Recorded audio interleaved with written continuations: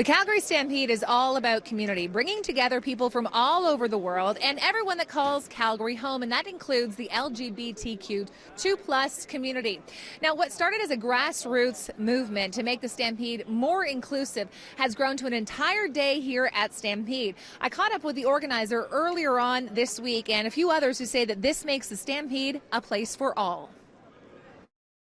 I've really embraced the idea that the Calgary Stampede is not about, the past, it's about the future and about, opening those things up. And so I do think that anybody can be a cowboy or a cowgirl or a cow person.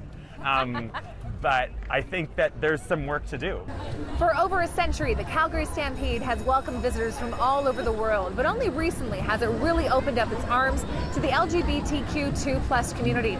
With the 7th annual Pride Day ready to roll, has enough changed to make everyone feel safe here at the Stampede.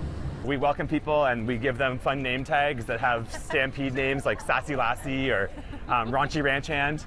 Charles McMichael says Pride Day at Stampede started with just 8 friends having fun, and in its 7 years has grown to be a full-day event with over 1,300 attendees.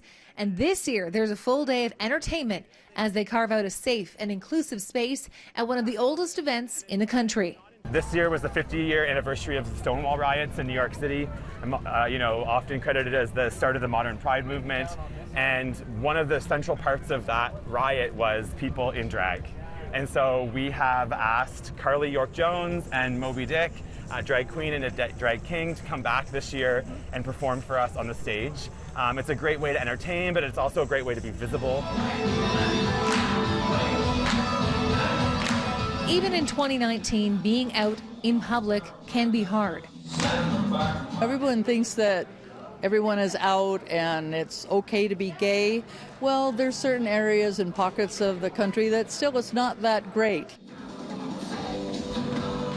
Judy Munson, the president of the Canadian Rockies Gay Rodeo Association, says their organization's existence allows people to be their authentic selves. It fills a need. I think that in the rural communities specifically, often people that are gay don't really want to come out in their small community and that kind of thing, but they're farmers or ranchers. That's how they've grown up. So for them to be able to come and participate is amazing. Sean Buckley, who wears his pride around his neck, will be leading some line dancing during Stampede Pride Day. He says it's all about making safe spaces for the LGBTQ2 community. It's just a chance to be normal and be in public, so I don't have to hide. I can just be me in public and be safe. McMichael says Pride Day wouldn't be such a success without the help from the Stampede Association, which has truly embraced and rallied around it, and he has big ideas as to how to make it grow. Friends of mine from Toronto and Ottawa have moved here a little while ago. They're in same-sex parenting families. They have children. And one of the new frontiers that we've been talking to some of our sponsors with on Park is around how do we get involved with families. In Calgary, Tara Overholt, City News.